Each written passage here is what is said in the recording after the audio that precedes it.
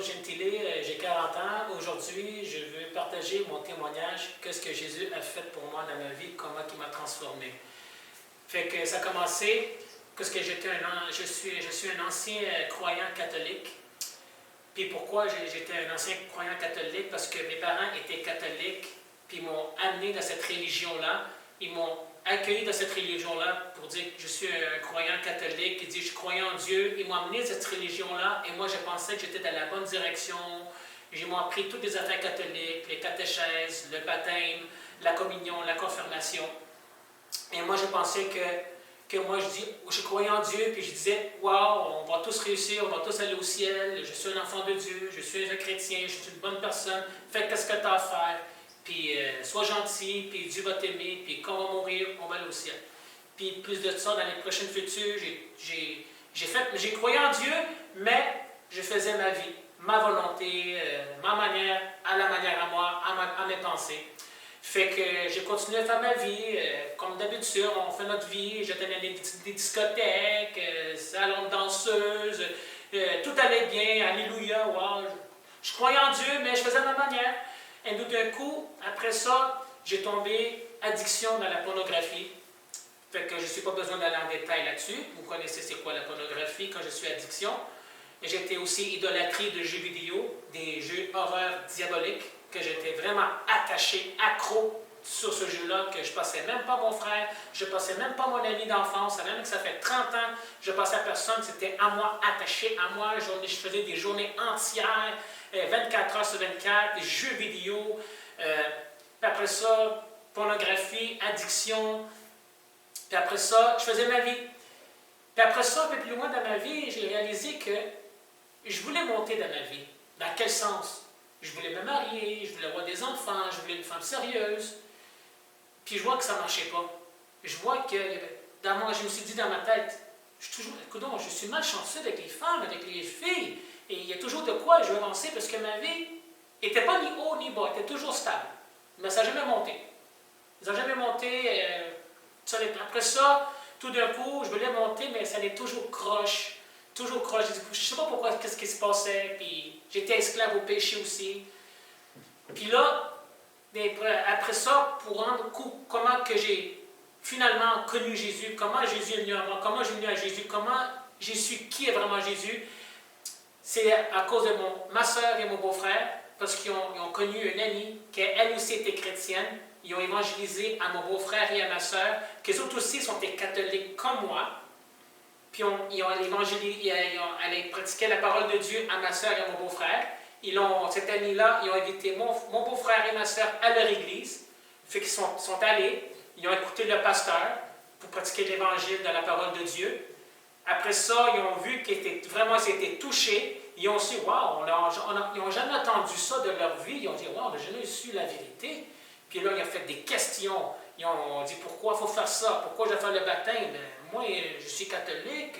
Si moi, je fais ça, je vais trahir ma famille. C'est un manque de respect. J'étais catholique pendant 34 ans. Puis je ne veux pas faire honte à ma famille.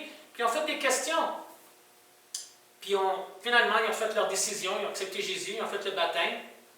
Puis après ça, ils ont invité le pasteur chez eux pour savoir plus de la parole de Dieu, pour creuser. Puis c'est là qu'ils ont dit, Bruno, là j'ai reçu un appel de ma soeur, de mon beau-frère, Bruno, il faut que je te parle de Jésus, viens, Jésus m'a changé, il m'a transformé. Puis moi je disais, non, laisse faire, je suis correct, ta religion est ma religion, chacun sa croyance, merci, bonsoir. Moi ça c'était mes pensées à moi.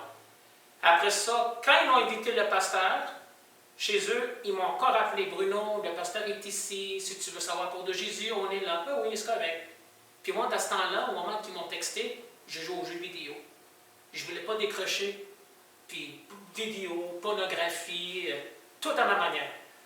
Et après ça, tout d'un coup, cette soirée-là, quand ma soeur m'a texté pour venir chez elle pour rencontrer le pasteur, j'ai senti dans moi comme, vas-y Bruno, vas-y. Pas une voix, mais j'ai senti comme dans moi, vas-y. Fait que qu'est-ce que j'ai fait? J'ai lâché le jeu vidéo, je me suis changé, je me suis habillé, et j'allais voir mon beau-frère et ma soeur chez eux pour rencontrer ce pasteur-là. Puis j'ai porté une Bible avec moi. Puis quand j'ai rencontré le pasteur, j'ai fait beaucoup de demandes. J'ai dit, moi, je suis un croyant catholique, je crois en Dieu, j'ai fait le baptême. Pourquoi il faut faire le baptême? Ben, pourquoi? C'est quoi la raison du baptême? Si moi, je ne fais pas ça, qu'est-ce qui va arriver? Pourquoi je devrais faire ça? Il m'a rencontré que Jésus de la Bible et Jésus de la religion, c'est pas le même Jésus. Puis là, c'est ça pourquoi je dis, hein, t'es-tu sérieux? Pourtant, pourquoi? Puisque Jésus, il dit qu'il faut qu'on soit né de nouveau dans Jean 3,3. Puis après ça, j'ai tourné des pages, il m'a pointé les versets, là j'ai étudié, j'ai fait beaucoup de demandes parce que je voulais être vraiment sûr. Parce que moi, dans moi, je me suis senti, moi je pensais que j'ai changé de religion. Ah mon Dieu, je vais travailler avec ma famille, qu'est-ce qu'ils vont penser ma famille de moi? Fait que je pensais toujours à mes opinions, les opinions de mes parents, leur manière, la manière, au lieu de la vraie manière que ce que Dieu demande. Puis c'est ça pourquoi j'ai dit, OK, je vais étudier la Bible, je vais faire des demandes. Puis là, j'allais à leur église, j'ai écouté le pasteur, et après ça, j'ai fait ma décision. Je vais accepter Jésus comme mon sauveur et Seigneur. Après ça, le 15 août, que je ne vais jamais oublier ma date, 15 août 2015, c'est là que j'ai donné ma vie à Jésus et je me suis baptisé. Puis après, quand j'ai donné ma vie à Jésus, c'est pas que j'ai changé le jour après, je suis rendu 100% parfait. Non, j'ai encore continué de tomber dans le péché. J'ai été esclave du péché, esclave du pornographie, esclave du jeu vidéo. Fait que j'ai toujours fait des prières à Jésus. J'ai lu la Bible, j'étais entouré par d'autres frères et sœurs. Là, j'ai prié, puis je voyais que Dieu travaillait dans moi. Je voyais que Dieu travaillait dans mon cœur. Il voulait arracher le cœur de Père pour mettre un cœur nouveau, un cœur de chair, un nouveau esprit. La lumière est venue à moi et j'ai préféré la lumière. Puis là, je vois que Dieu travaille dans mon cœur parce que mon cœur était plein, pourriture, des ténèbres noires. Puis c'est là que Dieu m'a délivré de la pornographie. Et je vois que Dieu m'a délivré de jeux vidéo. J'ai vendu mes jeux vidéo qui étaient tous diaboliques, que ça ne m'apportait rien dans ma vie, que moi avant, là, pour moi, je pensais que c'était la vie était beau. Ah, la vie est beau, jeux vidéo, la vie est belle. Mais en retour, je reçois absolument rien. Ça ne me portait rien dans ma vie. Je perdais seulement la vie pour rien. Puis, j'ai vendu mes jeux vidéo.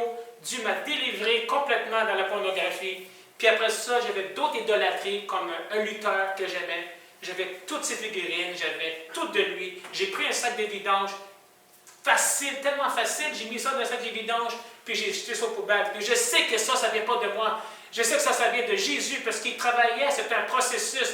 Je n'ai pas dit que j'ai accepté Jésus, puis j'ai devenu 100% parfait. Non, c'est un processus, Dieu m'a travaillé. Et je sais que les personnes qui vont écouter cette vidéo-là, si Jésus l'a fait pour moi, il peut le faire pour vous autres. Parce que Jésus vous aime tellement, Jésus t'aime tellement que plus que ta mère, plus que ton père, que tu ne peux pas t'imaginer. Parce qu'il n'y a personne d'autre sur la terre qui t'aime autant que Jésus. Parce qu'il s'est sacrifié pour moi sur la croix quand je ne le mérite pas. Et la grâce est un cadeau de Dieu gratuit que je ne le mérite pas, mais Dieu me l'a donné. Parce que Dieu est tellement, que le Père, il dit, il est tellement aimé le monde qu'il a donné son Père, dans Jean 3, 16. Et le verset qui m'a touché le plus, ou qui m'a allumé, c'est Romains 19. Si tu confesses avec ta bouche que Jésus est le Seigneur et que Dieu l'a ressuscité des morts, tu seras sauvé. Bon, ça c'est le bingo. Sauvé. Sauvé de quoi? Est-ce que je suis en danger? Et il me l'a dit, il dit, si moi je n'accepte pas Jésus, j'irai en enfer pour l'éternité. Hein? Mais pourquoi? J'étais une bonne personne.